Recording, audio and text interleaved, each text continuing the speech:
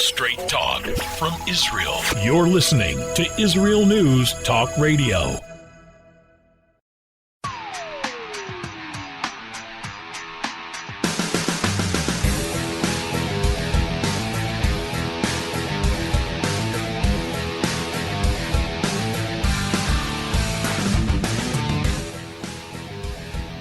We're going to be taking a look at the attacks, the blast, and the instability that's happening just above Israel's northern border. And now what? What will be? We're going to be speaking with an IDF lieutenant colonel in the reserves who is going to be giving us an update on what is going on Israel's northern border. Recently, there has been trouble up there with Hezbollah terrorist attacks on Israel. And in the midst of this, there was a huge explosion that rocked Beirut, Lebanon, last week, killing over 150 people, wounding at least 5,000 people, and leaving approximately 300,000 Beirut residents homeless because their apartments and their homes were destroyed. Reports say that this blast has devastated the port area of the city, causing damage estimated between $10 to $15 billion. The Lebanese authorities are blaming the explosion on mismanagement by port officials, but there's reason to suspect that it was the result of Hezbollah negligence. Interestingly enough, Israeli Prime Minister Benjamin Netanyahu warned the world almost 2 years ago about the Hezbollah hiding missiles in the city of Beirut when he held up a placard with a map showing the Hezbollah precision missile sites hidden in Beirut. Since the explosion, there have been large demonstrations by its citizenry, some of which have turned violent, with government ministry buildings being taken over and fires set. Lebanon's Minister of Information announced her resignation Sunday, becoming the first member of the government to do so since the explosion. And protests are still going on in Beirut. A report from the UK's The Sun headlines that Lebanon's president knew about the huge explosive stockpile weeks before the blast. We're going to be learning all about what's happening on Israel's northern border when we get back. Always challenging the status quo. Hello, I'm Rod Bryant on Beyond the Matrix here at IsraelNewsTalkRadio.com. I want to encourage you to listen each week, every Wednesday at the same time, for an amazing show that will challenge you, inform you, and inspire. News, views, and wisdom for the nations here on IsraelNewsTalkRadio.com. Don't forget, Beyond the Matrix every week, Wednesday, here on IsraelNewsTalkRadio.com.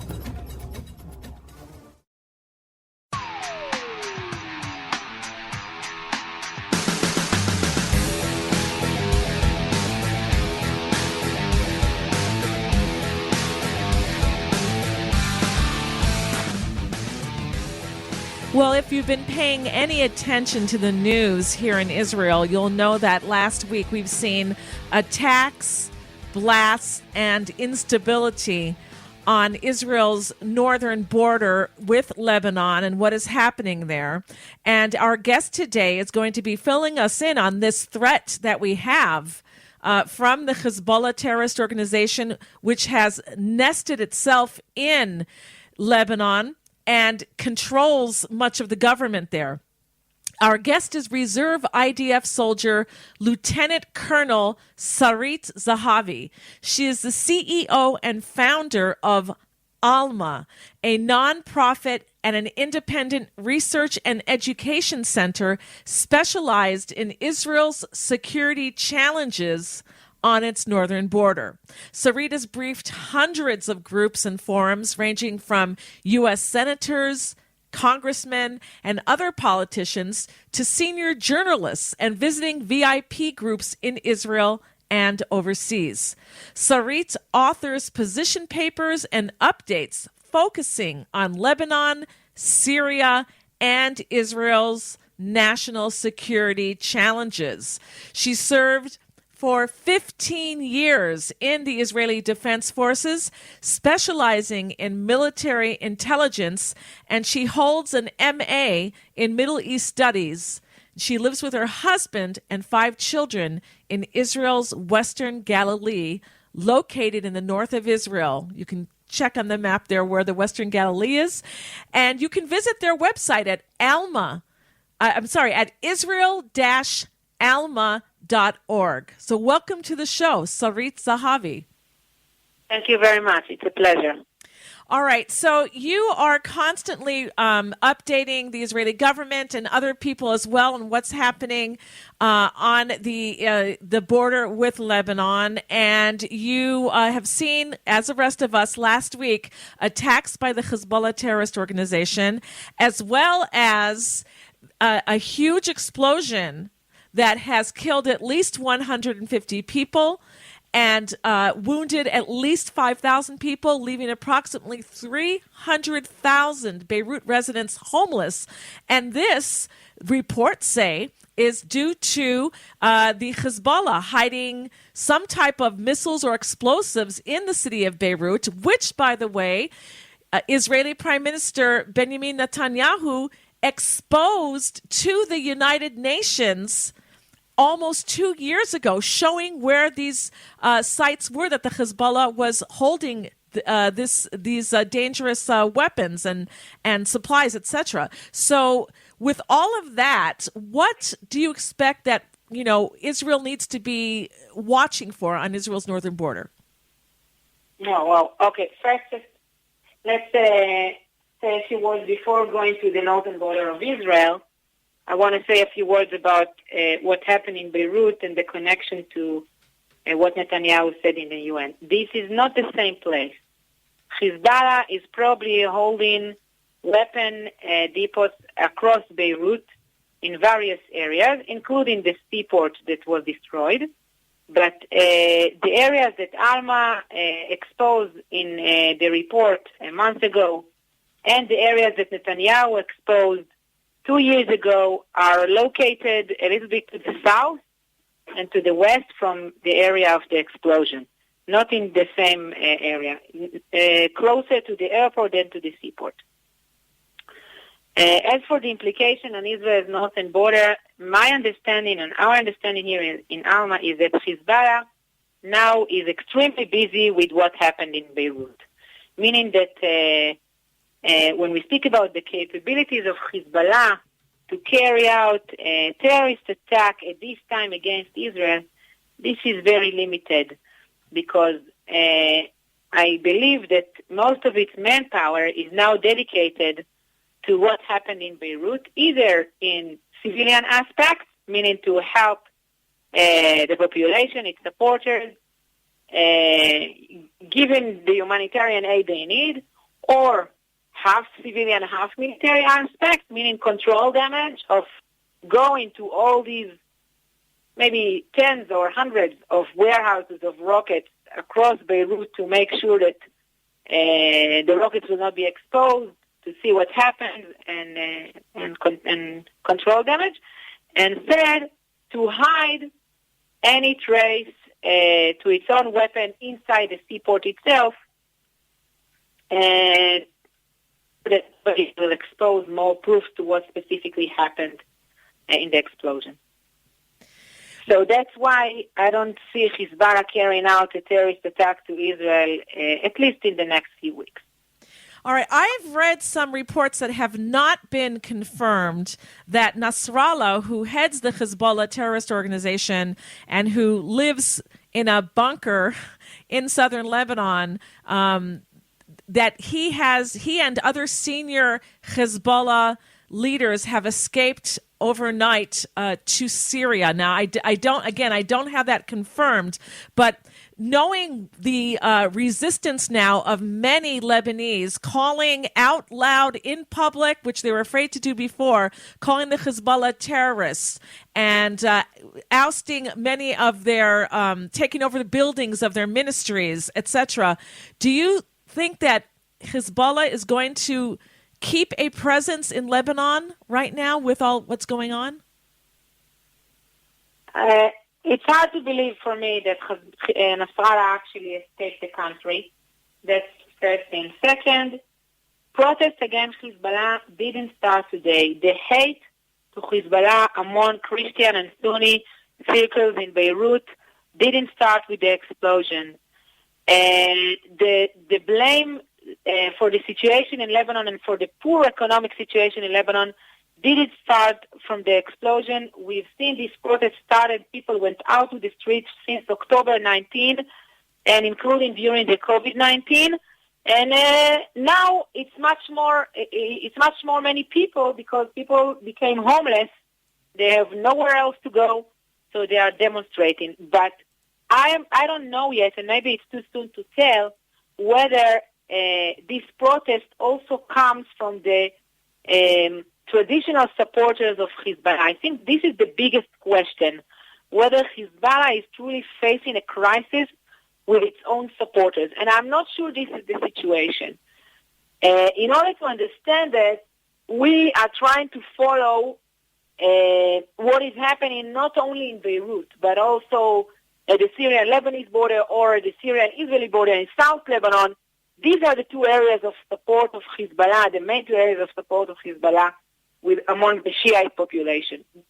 You must remember that the explosion affected mainly areas which are populated with Christians and Sunnis and less Shiite, which are living further to the south in Beirut. And that's why these demonstrations you see, I am not sure that the participants in these demonstrations, in this protest, are people that traditionally used to support Hezbollah. Yes, they have more courage now to blame Nasrallah specifically for the explosion, and we see an escalation with the expressions against Nasrallah, but it's too soon to tell whether it is truly endangering the position of Hezbollah in Lebanon. And I must add one more thing. In the end of the day, if Hezbollah will succeed in containing this protest, it may become even stronger following this explosion, because it may take advantage of all the money that is going to come into Lebanon and the humanitarian aid to its own advantage. So you're saying that they may take this money that's meant to help the victims, that the Hezbollah will actually swallow this money themselves and use it to strengthen themselves? Money, or using the flights. Already 2 flights of humanitarian aid landed from Iran. So maybe these flights were truly of humanitarian aid, but I'm not sure that all the flights from Iran in the next 2 months will be completely about humanitarian aid, and nobody would tell them not to. Nobody would stop them. And I think that the main challenge of people in the West, that including Israel, that wants to assist Lebanon now, and this is the human and the right thing to do to assist Lebanon now, the main challenge is to make sure that this assistance will finally get to the Lebanese people and not to Hezbollah or any other corrupted leader over there. Now, I know that Israel values life and wants to have peace with our neighbors. Is it the correct thing for Israel to even get involved, though, with the after effects of what happened? Because when Israel's north was on fire a few years ago and we were suffering terribly and other nations came to help, Lebanon, all these other countries were just very okay with it happening. They didn't offer their help at all. Well, for us Israelis, we don't expect Lebanon to help us, but we would reach out our hands to help Lebanon. This is something that is very obvious, I think, to most of us. Obviously. Oh, no doubt that Israel is in a better situation than Lebanon, even in times of crisis like the fire that you mentioned. And Lebanon is experiencing a very poor situation even before the explosion. So I don't see any problem with giving them help. On the contrary, if we would give them help, our benefit would be that they would see that we want to help them. We genuinely want to help them, and we do care about them, and we can be good neighbors. Mm-hmm. All right. Well, we're going to have to hold it right there because we have to go to a break. When we get back, we're going to be talking more about what's happening on Israel's northern border and Israel's security concerns. If you have a comment or question, would like to call in, our numbers are on our homepage at IsraelNewsTalkRadio.com. Shalom, everybody. Making a difference often takes just one moment and one person at a time. I'm Orly Benny Davis, your show host on Israel News Talk Radios from Jerusalem with love. You'll be hearing people talking about politics, religion, social issues, and making a better tomorrow. Join me, Orly Benny Davis, for God and Country. From Jerusalem with love. Wednesdays on Israel News Talk Radio. Psalm 23, the Lord is my shepherd, I shall not want. Did you know this psalm and many others were composed by a Jewish shepherd and musician who later became a king? Would you like to know some of the inner meanings of psalms to help you connect with God and strengthen your soul? An exciting and easy-to-read book is now available which will help you do just that. Software for the Soul, Psalms for Everyone, available on Kindle, Audible, and Amazon.com. Software for the Soul. Modesty at the beach? It isn't just about body image. It's about feeling good. Modest swimsuits, so we don't get burned by the sun. So we won't get ogled by strangers. So we'll feel free to express ourselves without the need to expose ourselves. Let Marcy Modest help you to cover up what you want, how you want. Made in Israel. Visit marcymodest.com. That's MARSEA modest.com. And get a 10% discount on your first purchase. 2 new shows on Israel News Talk Radio. The return of the Jewish people to the land of Israel was prophesied in the Bible thousands of years ago and is coming true today. Shalom. Join me, Josh Wander, on Israel Unplugged. Listen in as we delve into the spiritual and physical aspects of the Jewish return to Zion. We'll discuss the biblically mandated, historic, and of course practical understandings of this incredible transition from exile to redemption. That's Israel Unplugged, every Monday on IsraelNewsTalkRadio.com. How did a nice Jewish girl from Delaware end up living in Israel? Shalom, I'm Natalie Sapinski. Join me on my show, Returning Home. Meet different people who have moved to Israel. Hear their personal stories, their highs, their lows, and everything in between. Each week, we talk to experts on immigration and the process of moving to Israel. Listen to Returning Home every Thursday, only on Israel News Talk Radio.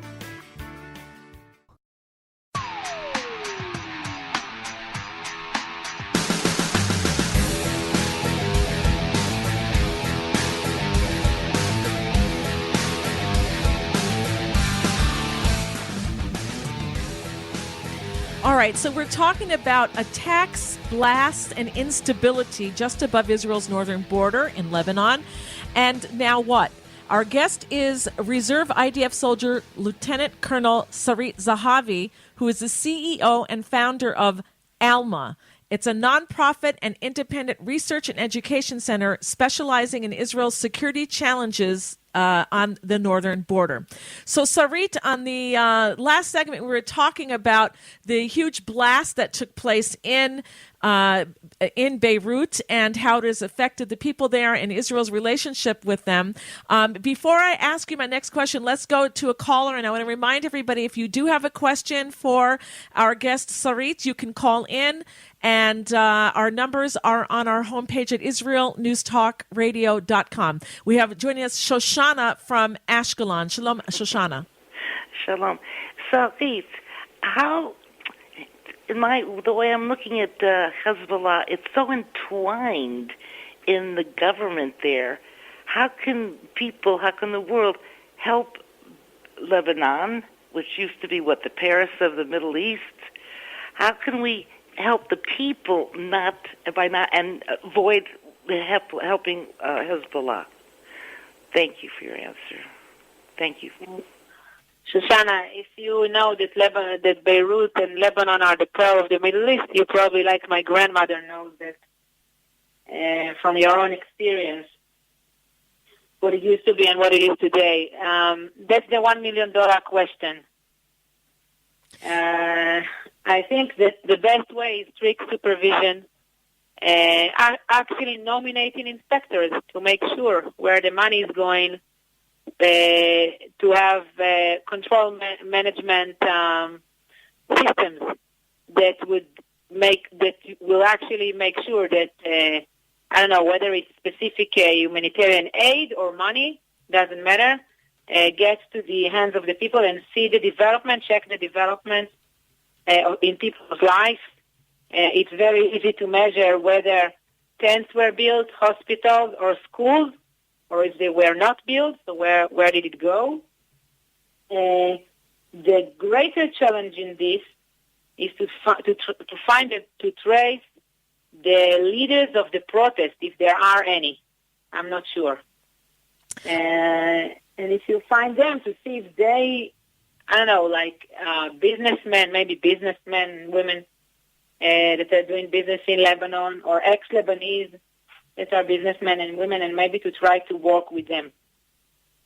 I want to remind all of our listeners that Lebanon is a mostly, or at least was mostly, a secular country. They were more business-minded, and we could have had a good chance to have some type of peace or relationship with them. I know that Menachem Begin, when he was the Prime Minister of Israel, was trying to hammer out some type of peace treaty with them because they were less religious fanatics and more business-minded. As Shoshana said, Sarit, it was the Paris of the Middle East, they used to call it. And it was a very fragile but cooperative meeting between the Christian Lebanese and the Islamic Lebanese, where they would share the government. One would be the president, one would be the prime minister, and that was going on until, of course, the terrorists took over and tilted the country in an even more hostile direction. But Sarit, about Lebanon and Israel's relationship with us, with the Hezbollah embedded in southern Lebanon, and after we've had wars with them before, we had the first Lebanon war, the second Lebanon war that was basically with the Hezbollah there, and the UN saying that they were going to make sure that the Hezbollah missile stockpile was not going to be replenished, and indeed, somehow the UN looked the other way, and they have even more missiles, that's what reports say, than they had even beforehand when we had those wars with them. How many missiles are we talking about? Hezbollah tripled the amount of missiles in South Lebanon in the UN area of operation. The problem is that Security Council Resolution 1701 that ended the second war with Lebanon, it didn't say specifically that the UN is the one that should prevent Hezbollah from holding weapons there. And there are two interpretations to the resolution. The Israeli one says the UN should supervise and make sure it would not happen, and that South Lebanon is an area that is free of any illegitimate weapon. The other interpretation, which of course is the interpretation of the UN itself and of the Lebanese, is that the UN should assist the Lebanese army enforce the resolution and make sure that South Lebanon is not used for any illegitimate weapon. Bottom line is neither of these, neither the Lebanese army nor the UN succeeded or even tried to stop Hezbollah from having this kind of weapon. And today Hezbollah is hiding about 40,000 I'm saying artillery because it's different kinds of rockets and mortars and missiles that are targeting Israel from this area of operation, from the Blue Line to the Litani River next to the border. And on top of that, about 100,000 more in Lebanon in general, in various places, including in Beirut, by the way. So you're saying that there are 40,000 missiles from the Hezbollah that are pointing towards Israel in the southern Lebanese zone where the UN is, plus another 100,000 missiles? Yes. That's hard to fathom. And those other 100,000 missiles, are they all pointed at Israel, or are they at other places that Lebanon borders? No, Lebanon do not, or Hezbollah do not launch missiles from Beirut or from South Lebanon to Syria, for example. The battle with Syria, the battles that Hezbollah participated were either inside Syria or on the Syrian-Lebanese border, where Hezbollah used mainly infantry forces against ISIS. The missiles were meant to be launched to Israel. So you're saying that there's 140,000 missiles aimed at Israel? Around this number. This is the IDF evaluation, and I guess these are true. This is just unfathomable, as I said.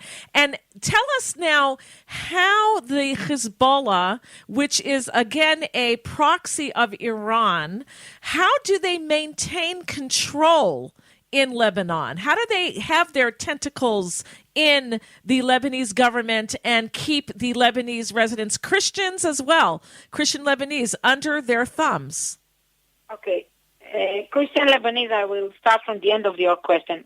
Christian Lebanese is complicated, meaning that some of them do support Hezbollah, like the circles that are identified with the president, with President Aoun, but there are others that are completely against Hezbollah, which are part of the protesters that you see all over the media today. That's for the Christians. But your question is very important, but because it's all connected to what we discussed before. Hezbollah's main strength comes from its civilian systems, and it's a hybrid system of military and civilian, meaning that you have Hezbollah is like a terrorist army. I'm not even saying a terrorist group. It's a terrorist army. It's a political party. It is a member in the parliament and controls the government. Most of the ministers of the government of Lebanon are either members of Hezbollah or affiliated with the coalition of Hezbollah.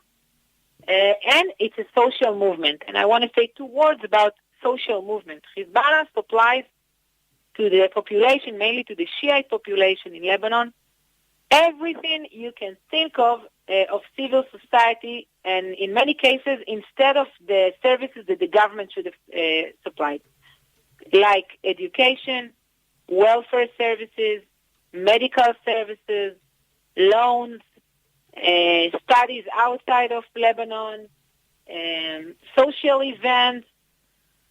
Hezbollah is involved in the funerals and in the birth. And a person that is born in South Lebanon in a Shiite town, most of South Lebanon is populated with Shiite population, cannot skip Hezbollah, cannot avoid Hezbollah's presence in its life. And that's how eventually Hezbollah succeed in putting these rockets in the homes, either under the homes or inside the homes, because it has such a huge system of civil society. And that's why I've said it. I'm very much afraid that the humanitarian aid will end up in these hands. So a small example, when you look at the seaport now that is ruined, and you look at the rescue forces, you will find Hezbollah health organization among these forces with small trucks over there hanging around, maybe for civilian aid, maybe for military activity. Nobody exactly knows. Wow. So how is Israel going to cope with having the Hezbollah still in power, having 140,000 missiles pointed at us, having their using their own civilians in Lebanon as human shields? How does Israel purport to be able to protect itself when it's up against such an entity?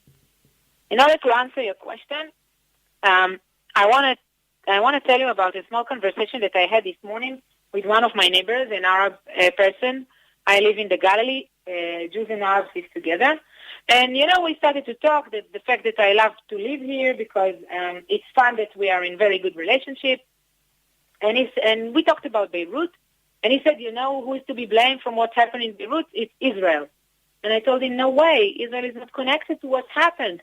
He said, no, this is what the Lebanese are saying. It's Israel. It's not what all the Lebanese are saying, of course. Why am I telling you all of that? Because Israel, in the past 7 years, had a campaign named the Campaign Between the Wars in Syria, and targeted hundreds of targets in Syria were attacked by Israeli. You know what, Sarit? Hold on to that thought. We have to take a break. We're going to be right back. Okay.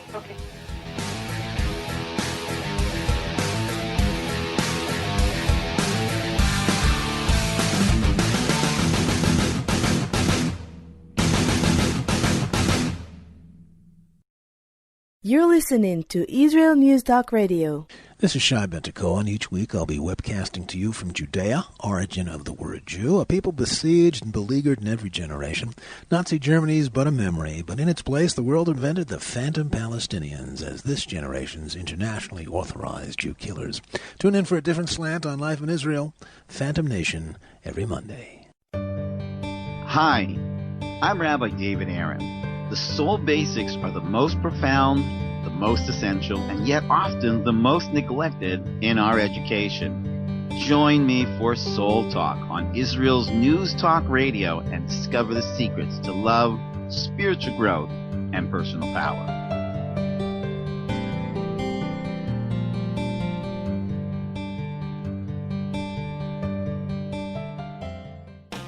How did a nice Jewish girl from Delaware end up living in Israel? Shalom, I'm Natalie Sapinski. Join me on my show, Returning Home. Meet different people who have moved to Israel. Hear their personal stories, their highs, their lows, and everything in between. Each week, we talk to experts on immigration and the process of moving to Israel. Listen to Returning Home every Thursday, only on Israel News Talk Radio.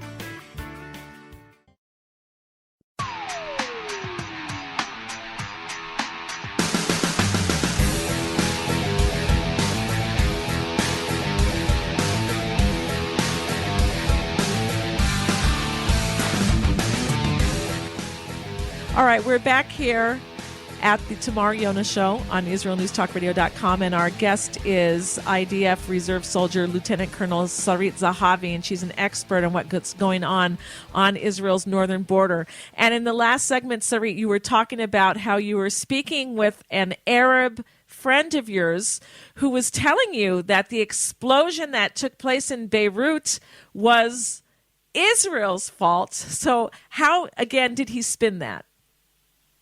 Okay, so what I was trying to say is that, of course, no way Israel is involved, and it was part of my answer to you about what's the Israeli policy with regard to this threat of tens of thousands of rockets that are targeting Israel. And the reason that I gave this example of this morning, of this small conversation with this neighbor, is because just look at the pure fact. Israel attacked hundreds of times in Syria in the past 7 years against Iranian military targets and Hezbollah military targets in order to stop these munitions from ending in the hands of Hezbollah in Lebanon or threatening Israel from Syria.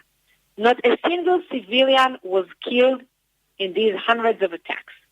Moreover, in the past 7 years, at the same time, where we know we have so many rockets in Lebanon, you didn't hear on a single Israeli attack in Lebanon.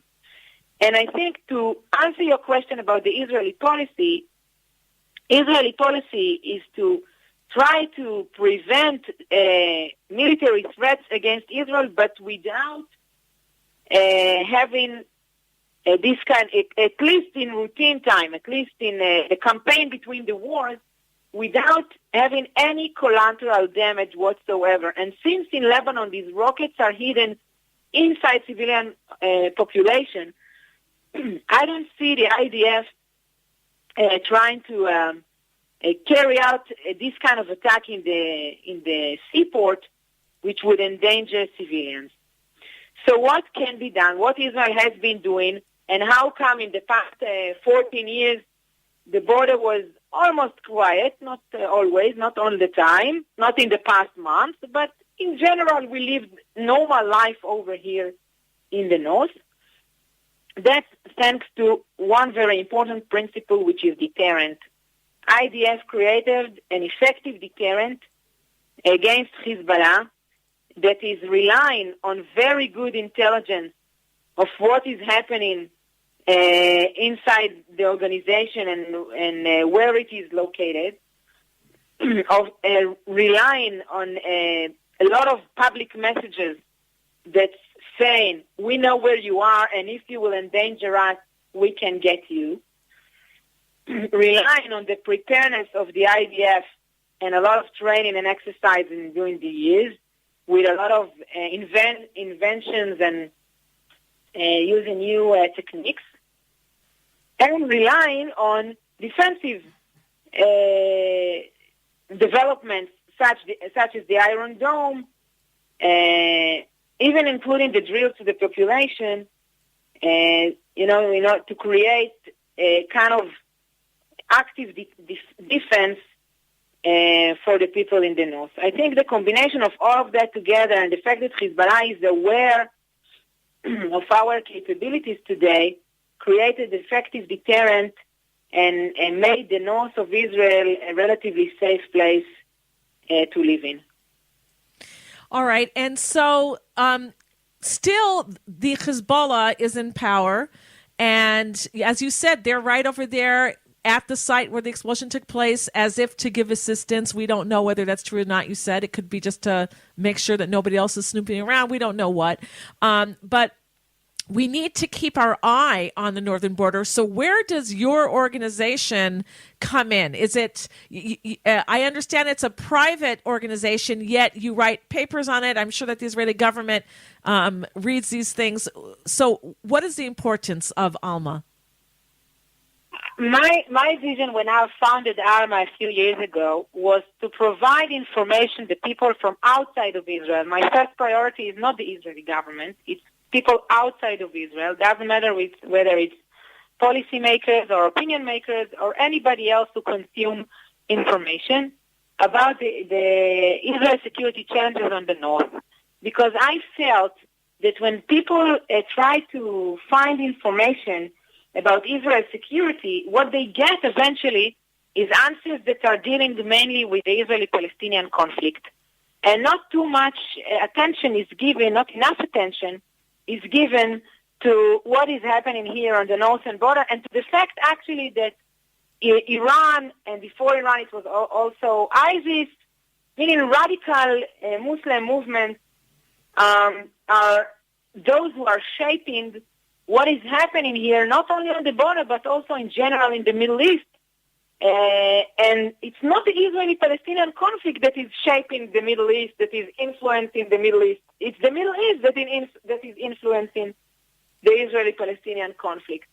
And this is why it was important to me to establish Alma, to give, an expertise on this specific topic. And before the COVID-19, we hosted tens of groups each month on Israel's northern border, so people would be able to come here and see for themselves how we live, how it is to live on a border with tension, how close Hezbollah is to our communities, and what we experience over here. So what do you think Israel needs to do before we go? What does Israel need to do in order to make sure that its northern residents are not going to be victims under these 140,000 missiles that Hezbollah presently has pointed at Israel, and that the UN is not doing anything about to protect Israel in any way whatsoever? How are we supposed to take care of that? So basically, I will divide my answer to two. Basically, we should continue to do what we had done until today, which is establishing an effective deterrent against Hezbollah, being prepared for the worst, reaching our hand to peace. Okay, that's the basic principles. But of course, the explosion in Beirut can be an opportunity. I'm saying that in a very painful feeling to say that, but there is a sentence from the War of the Worlds. I don't know if you're familiar with this piece of music, and there is a sentence there that maybe from the ashes something beautiful will grow.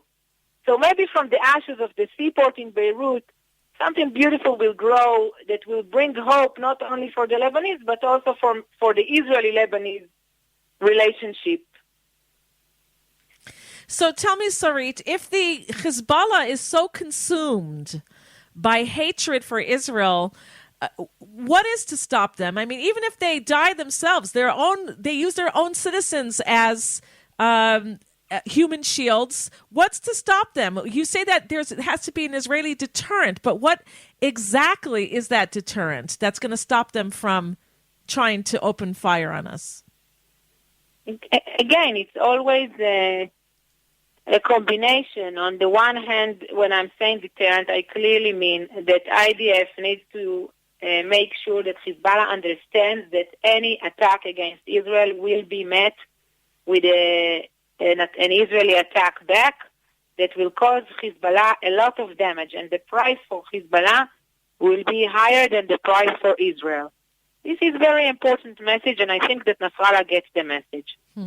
And second, again, in light of what happened in Beirut, this is a chance to try to create alternative civil society organizations in Lebanon to create an alternative to Hezbollah, because today the Shiites in Lebanon don't have any alternative. Of course, Israel is not the one to do so, yes? Right. Okay. And can Israel, help encourage those Lebanese that are demonstrating today in the streets against the Hezbollah? Are they able to? No. I wouldn't recommend Israel to do anything in high profile to assist the protest, because in a minute they would be blamed to be Zionist agents. So Israel should we can only damage this effort. So you're saying just to stay out of it and just let things take its course? Yes. If we want them to succeed, we should stay out of it. All right. Well, anybody who wants to find out more about what's happening on the northern border can go to the website of Alma, and it's israel-alma.org, and we will post a link to their website on the page where this show is podcasted, and then you can get updates and you can follow what is going on there, and you can follow Sarit Zahavi and the work that she's doing and that her team is doing at Alma. Thank you so much, Sarit, for coming on the show and giving us an update of what's going on the northern border. Thank you for having me. Stay safe. Stay safe. All right, and that's the show for you today. If you have any comments or questions, feel free to write me at Tamar, Tamar, at IsraelNewsTalkRadio.com.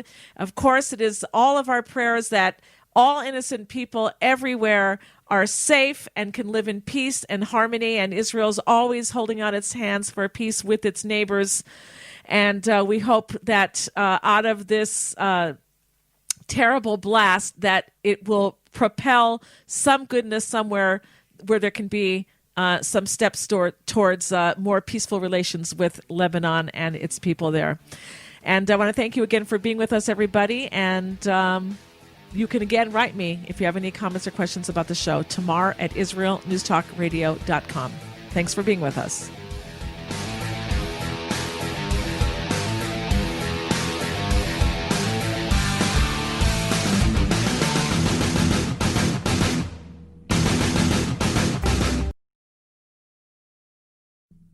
Israel News Talk Radio's chat room. Just click the orange button at the top of the IsraelNewsTalkRadio.home page, log in as yourself or an anonymous guest, and join in on the fun.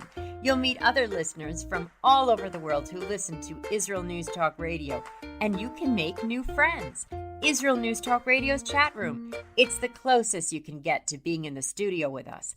We love listening to Israel News Talk Radio. Where can you get the inside news on Israel?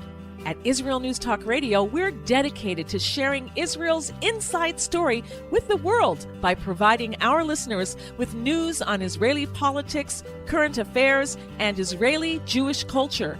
The Israel News Talk Radio homepage also provides you, the listener, with useful information at your fingertips, with scrolling news headlines, weather, currency exchange, Shabbat candlelighting times, and so much more.